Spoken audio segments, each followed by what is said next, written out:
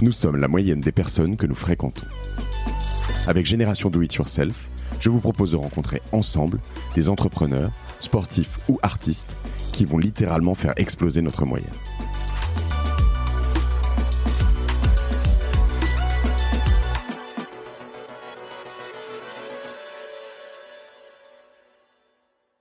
Mais 50 ans de, 40-45 de boulot, ça a servi à quoi? Si je mourais aujourd'hui, de quoi je serais fier? C'est une bonne question, ça. C'est pas combien de millions ou combien de trucs, ou c'est ce que je suis allé dans tel club privé ou dans le golf, machin, là. Non, le yacht, s'en fout. C'est qu'est-ce que t'as fait dont t'es fier, vraiment? Une belle teuf au Nikki Beach, quand même. Qui a aidé la planète. Je déteste ça. Ça n'existe plus même pas, je pense, j'en sais rien. Je déteste ça. Mais, donc, de quoi t'es fier, en fait? Et je me suis dit, en fait, finalement, le seul truc... Non, pas... celui dont je suis vraiment fier, c'est le web, ma conférence. Pourquoi? Parce que le web, pendant 12 ans de suite, ou 13 ans, on a contribué à inspirer des générations d'entrepreneurs à qui on a dit tu peux créer ta boîte. C'est facile, tu peux le faire. Tout le monde peut le faire, en fait. Et j'arrête pas, moi, de croiser aujourd'hui des gens qui me disent merci parce que j'ai vu le Jacques Dorsey de Twitter et machin de Uber et ça m'a inspiré, du coup, j'ai créé ma start-up. Merci. Et donc, en fait, moi, j'étais sur scène. Mon boulot, c'était de mettre les gens ensemble, c'est tout. J'adore faire ça. J'adore connecter les gens. Et pendant 12 ans avec le web, j'ai connecté les gens. On a commencé, on était 200. Comme Parois, ça va être là, dans 4 semaines. 4 semaines, je sais pas, 300, 400, 150, je m'en fous à la limite. C'est ceux qui comprennent. C'est-à-dire, quand on a fait le web, c'était les blogueurs. On était 200 blogueurs, mais on avait 22 pays dans la salle. Et personne ne comprenait rien. Moi, en 2003, je parlais de blog et de podcast. Les gens disaient, mais qu'est-ce que c'est que ce truc? Ça m'intéresse pas du tout. Là, en fait, je suis revenu pour connecter. Je me suis dit, donc, je sais faire ça. Enfin, je sais faire ça. Ça aide. Le web, c'est difficile de pas dire que le web a contribué à inspirer des centaines d'entrepreneurs, à créer des choses, à comprendre qu'on est dans un monde complètement connecté. Je suis toi et tu es moi parce que on avait 90 pays dans la salle. Pourquoi c'est tout en anglais? Parce que on est un seul peuple. Et peu importe la couleur de peau, peu importe le passeport, peu importe la nationalité. Donc ça commence comme ça, en fait. We are one. Et ça, quand tu fais ce travail spirituel, c'est assez difficile de pas le voir. C'est ce que tu vois tout de suite, en fait. Même one avec les animaux, avec les arbres.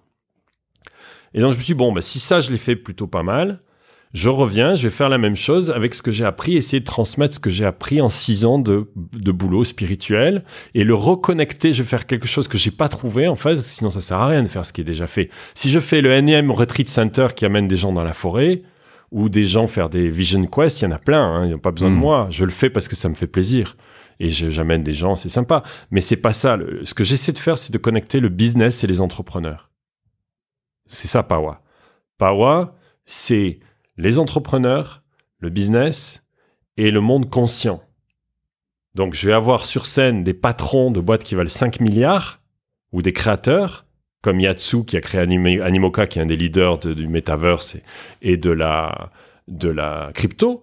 Oui. Et je vais avoir un des plus grands chamans, comme vous dites, nous on ne dit pas ça, mais grands maîtres de la forêt amazonienne et je vais les avoir sur scène en même temps.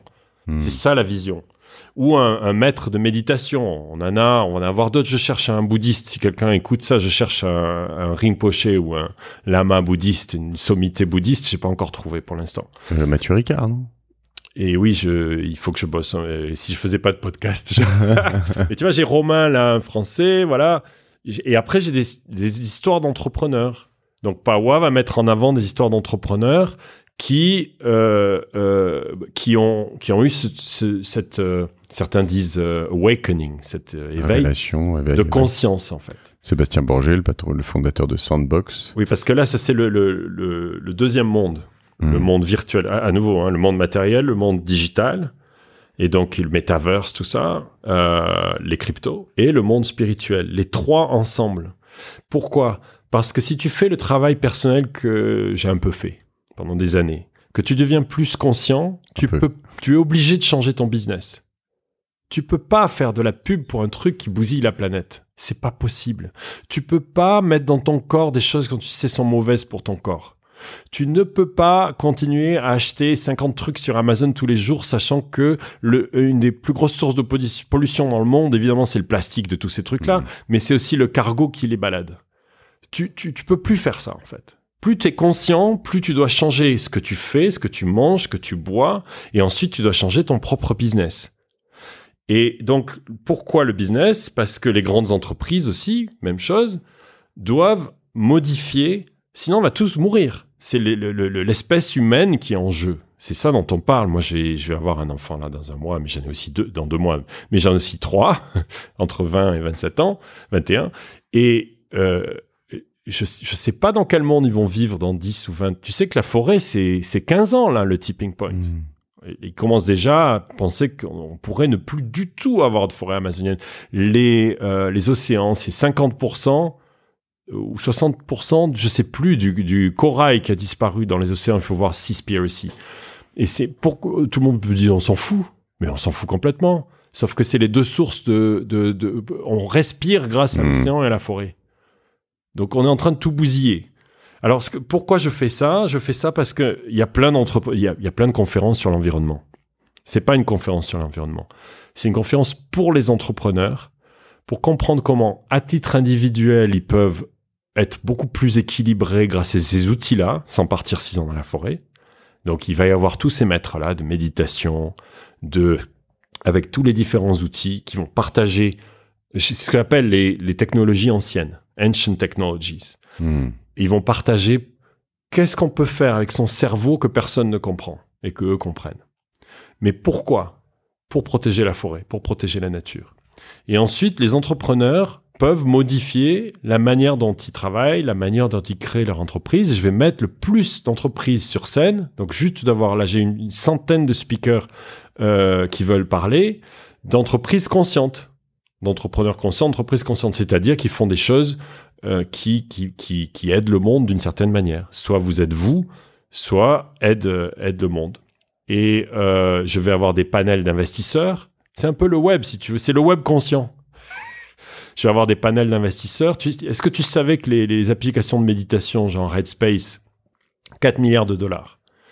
Ah oui, mais c'est de la folie. Une rétention de fou. En fait, les gens découvrent...